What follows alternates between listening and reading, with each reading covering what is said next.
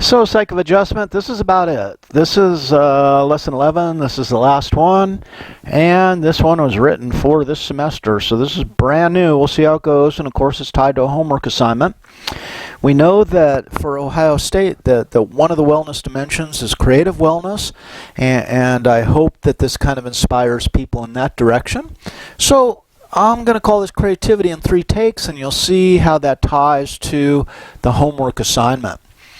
Simple definition for creativity: it's the ability to produce work that's both novel and appropriate. And the terms that jump out typically that most people will share, and notice creativity is not just got a single definition, it's got multiple definitions, even by people who study, research creativity. The two that resonate with me is it's got to be, what's a creative solution? It's got to be novel, it hasn't been seen before, and it's got to be useful. So it really combines those two aspects, new and useful. Robert Sternberg, is one of the leaders in the research of creativity. He's done a lot of creativity theory. He's got books on creativity. All right, so we often go to Sternberg for a general overview. Hey, Penelope, I'm so glad you showed up for the last lesson. I'm sure everyone else did. Last taping day last week, Penelope didn't show up the whole day for lectures, and I know people are going to say, your lectures suck because Penelope never showed up, right? Right? Everyone likes Penelope best about the lectures. So, Sternberg's 6 components. We go to the man. Well, what does it mean? What does it mean to be creative? What's necessary to be creative? Some combination of these qualities to some degree. Got us a certain level of intellectual skills. I'm going to define each one of these in the next couple slides. Knowledge of the field, right? Certain thinking styles are greater contributors to creative output than others. Personality, same thing. Some are more consistently creative than others. Motivation, got to be motivated to be creative. And there has to be an environment that supports creativity. So there he is. There's the man, Dr. Robert Sternberg. What else do we know about Robert Sternberg? Triangle theory of love, triangle theory of hate, right? Tripartite conception of intelligence, and huge understanding of creativity, right? So what do you think, sweetie? All right, so intellectual skills. What type of intellectual skills help establish creativity?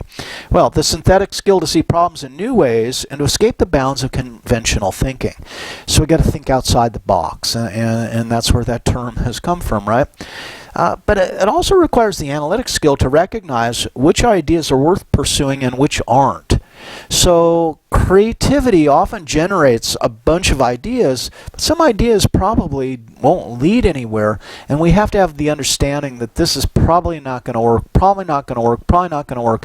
This, of all the ideas, has the best odds of working. So the analytic skills. And then the practical. Contextual skill to know how to persuade others to sell other people on the value of one's ideas. So it's one thing to have a great idea, but then you got to have people, come on board or purchase the product or whatever it is we're talking about. Adopt a new way of doing something. Note that these 3 intellectual skills actually represent Sternberg's tripartite model of intelligence as well. Now let's go on to some of the other qualities off the 6-item list.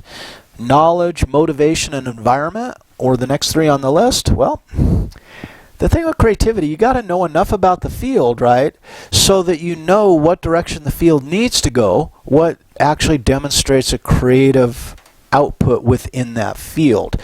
Without adequate knowledge, it's hard to know where the field is and what constitutes moving beyond. Now, knowledge is a double-edged sword. Knowledge allows us to know what would be creative within a field, but the problem with knowledge is also can start to constrict our ability to be flexible within that field. So knowledge is a tricky one, but a certain level of knowledge is appropriate. When we get to graduate school, and we're going, oh my God, the first 2 years, it seemed like we're supposed to know every study that's ever been conducted in social psychology. It's not that bad. But the idea is, if you know what's been done in the field, then you know where you can likely go to do something new or be creative within that field. I remember getting first immersed into an area of research, like how people come to their punishment preferences. And you spout off what you believe are a lot of creative ideas, but unfortunately, when you actually look, you say, oh, maybe we should look at this, or maybe we should look at that, and like 99% of them have already been done before. So you have to have knowledge in the field, otherwise you're probably at a very rudimentary thinking level, and you're just generating ideas that people have already explored before you. Now, creativity requires motivation, intrinsic task-focused motivation. It's really hard to be creative for an extrinsic motivation. And notice, Hollywood has been destroyed, I think, by the remake, right? Hollywood is run by financial people now, not creative people. So they don't want to take risks on new creative endeavors that might not be popular, that might not win audiences, that might not garner ratings. So the financial people, largely uncreative in that capacity, say, oh, we should remake this, or we should remake that, or we should remake this, or let's do this series because it's a lot like this other series that was successful. Right? So they're recycling old ideas to guarantee greater profit, but at a loss of creativity, right? So, intrinsic, and that's extrinsically motivated, right? Intrinsically motivated is people who say, man, I want to do this because it's like never been done before, or never been done before in this way.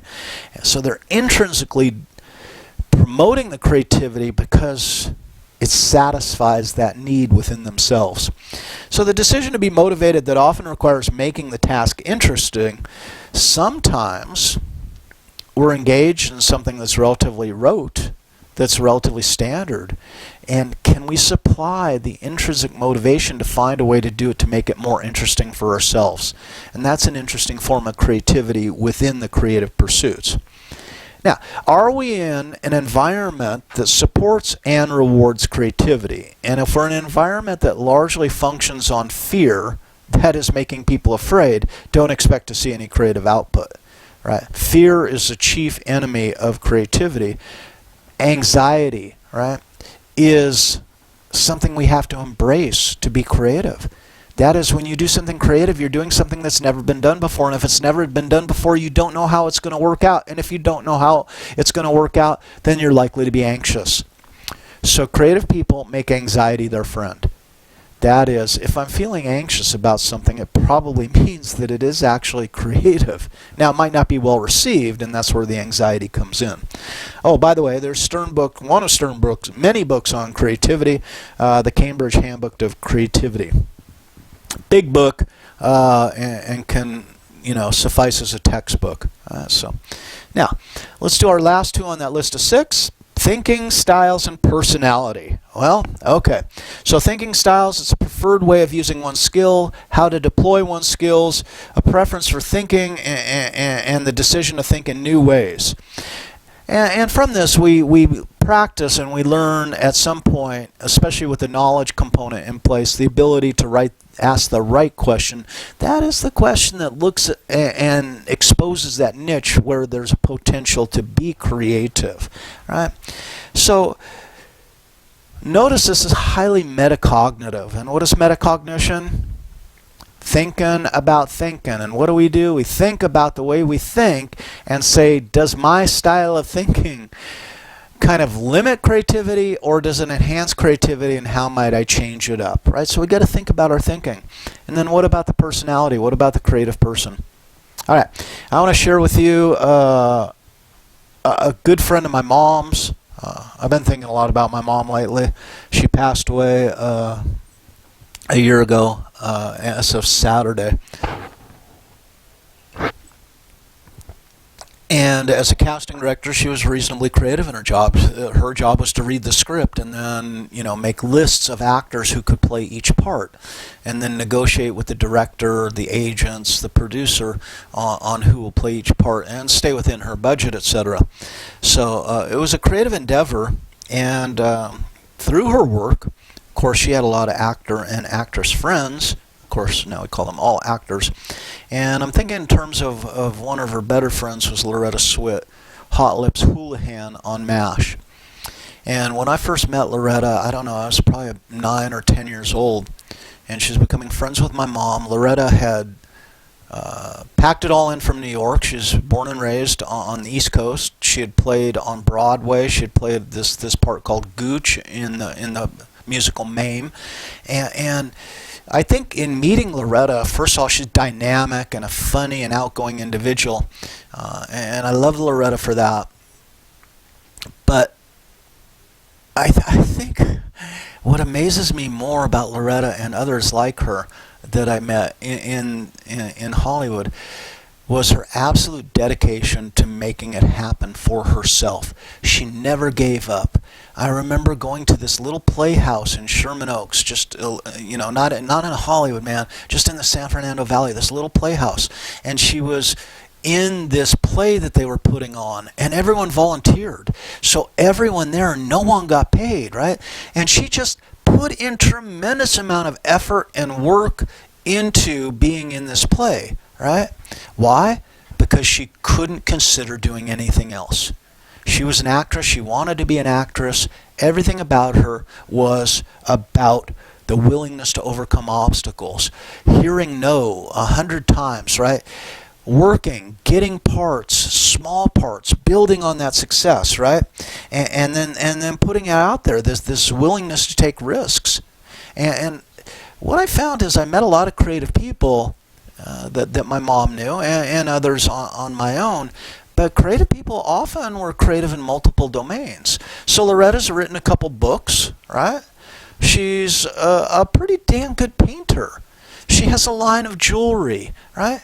Because it's not just about the creativity and how she portrays a character in a part, but it's also creativity in this domain of her life, and creativity in that domain, and creativity. But it's about risk taking, right? And it's a willingness to tolerate ambiguity. I don't know how this is going to work, but I'm going to do my best, right? And the belief that one can. And I'm not sure that Loretta ever doubted that she would become a star, right? And to be on the show MASH, to be a character who appeared in every episode of MASH, I believe it was a tremendous accomplishment. A huge TV show, right? And that was like the pinnacle of her achievement. And look at how hard she worked to get there. And everything was focused on that. So it's this personality, right? So I don't care if it's Einstein, who failed a million times before he created a theory of relativity, the general relativity and the specific or special relativity. I don't care if it's John Cleese, who was, instrumental in Monty Python. And I'm going to order this book. I have not read it yet, but I'm going to order it because I was looking at this. But it's this just never say quit attitude that really kind of embodies creative people. Henry Ford, let's go back to the example. Henry Ford thinks, wow, it's cool how people manufacture automobiles, but he says, what if instead of the workers moving around the car, we now move the car through a line of workers? That is, he created the assembly line. And it's like, wow, for automobiles, he created the assembly line. And what he did then is he reduced the cost of manufacturing a car. He built a simple car and really brought cars to just about every American household that he even could marginally afford them, and found a way to pay his workers higher wages than factory workers were typically getting. But who says it's going to work? Who says it's going to be successful? Chances of failure probably greater than chances of success. So it's that kind of determination and that willingness to take the risk. Now, prudent risk, is let's not take stupid risks. Let's not take risks that are bound to fail, but let's take risks that have a chance of success. Now, the good news, how many of you at this point are going, yeah, but I'm just not creative. I'm just not creative. I tried and I failed to be creative, so now I'm not going to try and then you say, well, okay, so we got to work on the personality aspect right there. If you tried to be creative and you failed to be creative, so you've given up being creative, then you're probably lacking the persistence element, and also maybe you didn't find the correct niche for your creativity. So creativity can be developed, it can be enhanced, and what's my evidence? Well, this meta-analysis by Dr. Ma, right, shows strong evidence for creativity development, that it can be trained. And it's a meta-analysis, right? So he's looking at 40 or 50 different papers that studied the effects of creativity training on creative output, and in fact there is a relationship. So we can train ourselves to be creative, and one of the places is to look at various books, right, and or listen to creative people and what made them creative. Now Kaufman and Bechetto's development of the 4C model of creativity kind of puts creativity in a perspective, right, that makes it a little more reasonable and rational for many of us. Now, they give the example of mini-C, and it's new, and remember the definition for creativity, novel and useful? Well, in this case, it's focusing just on the new. It's new. And the example they use in their paper is kid brings home a piece of art, something they drew from school, right, and they say, they like it. They say, look at what I drew. I really like my drawing, right? It's new and it's meaningful to them. They attempted a creative act to draw this picture, and it's meaningful because they believe that they have achieved a level of creativity in so doing. So that's where we can all start, is like producing mini-C works, right?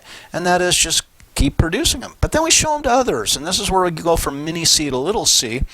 And others acknowledge the meaning or the utility. And this is when your parents then say, wow, I do like your picture. What a nice drawing. And they put it up on the refrigerator, for example.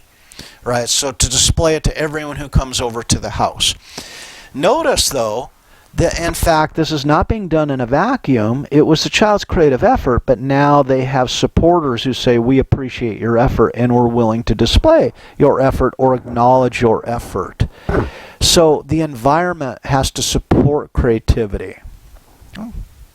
Now, where do we get with the knowledge and the expertise in a field? Well, we see Pro-C. After years of practicing and training, one attains a proficiency that can lead to self-support. The domain is evaluated positively by experts.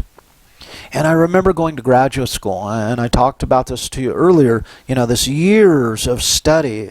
But I remember when Derek and I were then trying to solve the problem of the relationship of anger to punishment preferences. And what we did is we wrote a bunch of studies, and then we conducted those studies. And I know it's hard to necessarily imagine research as a creative endeavor, but I found it to be a highly creative endeavor. That is, we're trying to solve a problem. And we used a new way to illuminate the problem.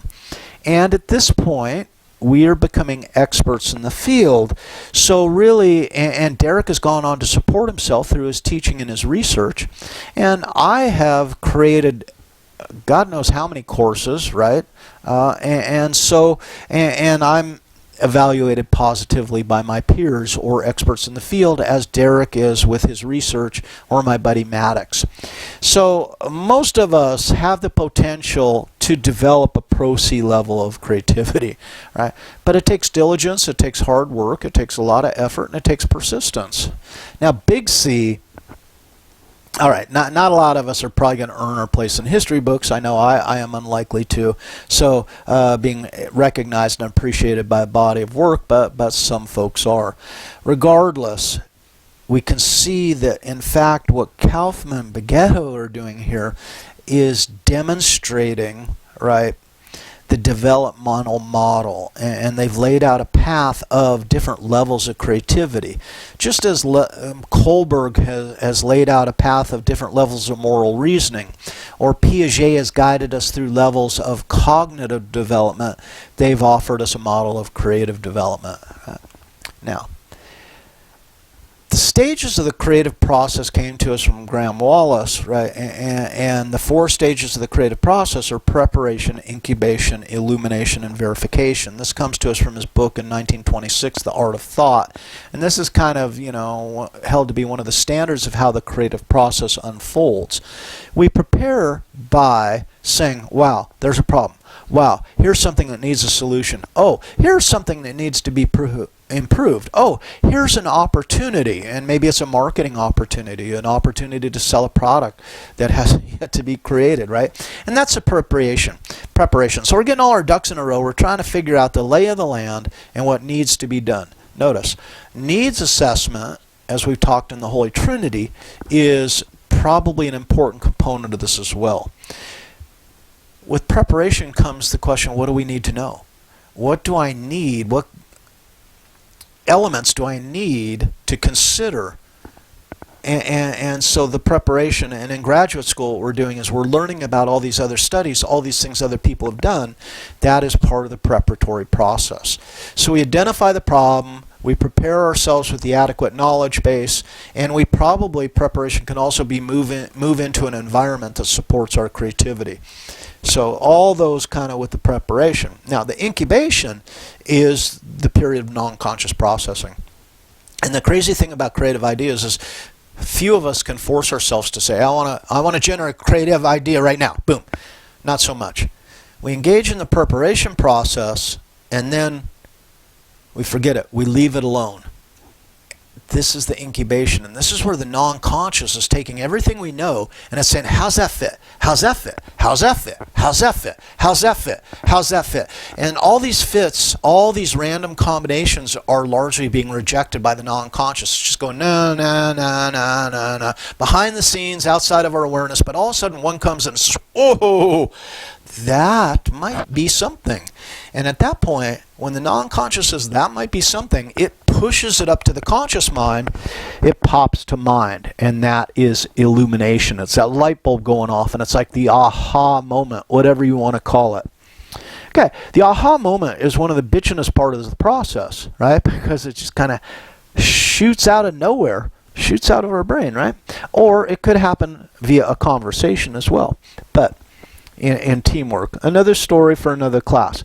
The verification process now is saying, okay, sounds really good, but, and now we investigate. And that's verifying the quality of the idea, the feasibility of the idea, the utility of the idea, and the novelness of the idea. So, that comes to us from Wallace' Art of Thought. Now, what we see with Herman when we talk about the creative brain is we can also map this onto the brain. And look, a lot of this was not available to Wallace in 1926. So what we see then is interest and application. So we have over here the planning approach and organizing facts, right? And this is part of preparation.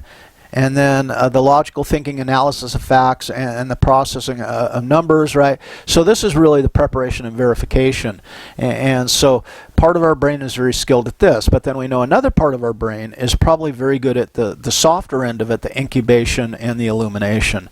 So really, if we can take Wallace's ideas, his original ideas, and then map them onto how the brain works, and we can also maybe indicate, the cerebral mode, which is, kind of the logical thinking mode, and then the limbic mode, which is how does it feel, like gut reaction, sensory response, etc. But notice that creativity, and this is where I wanted to get, is a full brain activity. Creativity is not located in this one tiny little brain center. Creativity is the result of using the entire brain. And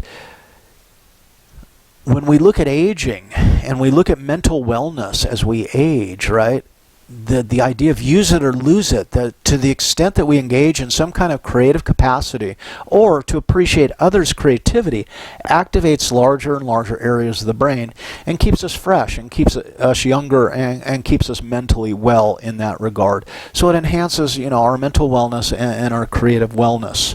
So, Graham Wallace, hey, there's his book. I love that book cover. What the hell's going on there?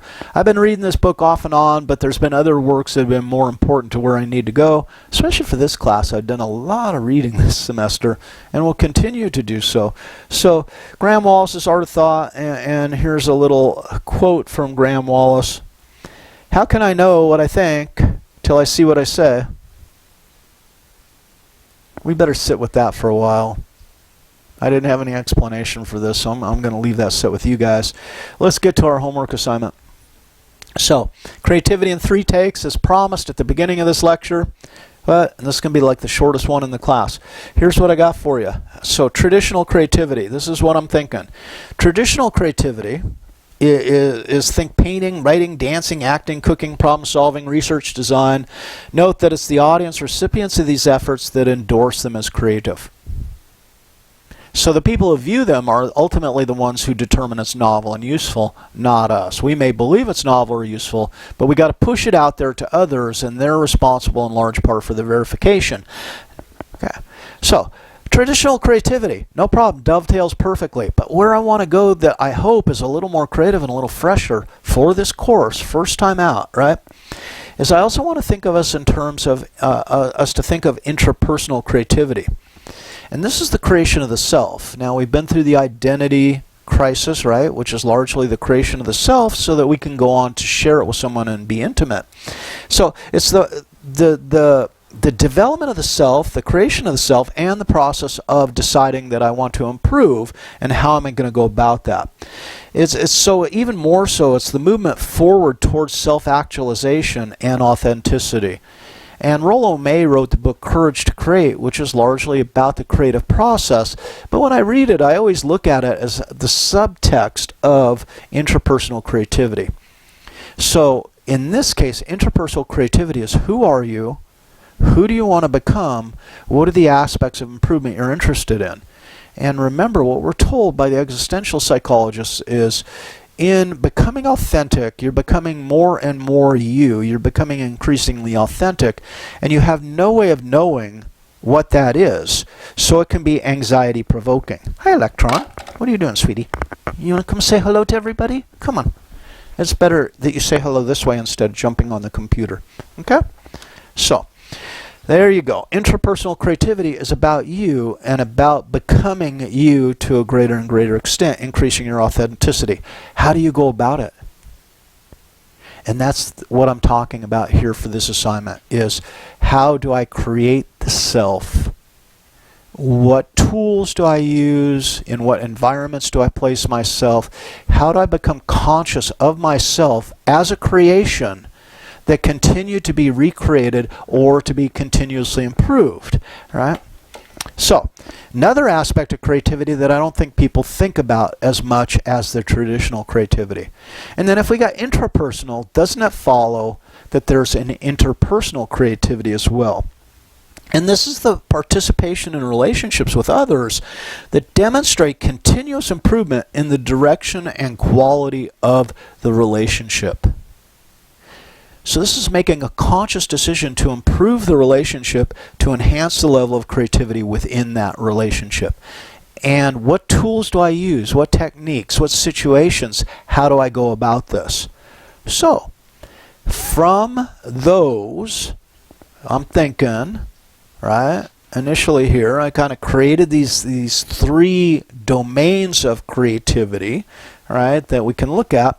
Let's look at homework 15 then. I would like you within your team to look at traditional, interpersonal, and intrapersonal creativity. Right? Here is the assignment then for each one of those three. So the assignment has three sections, one for traditional, one for intrapersonal, and one for interpersonal, right? Provide an example of creativity in each one of those three domains. Explain how and why it's creative. What was the need that motivated one to embark on the creative journey within that domain?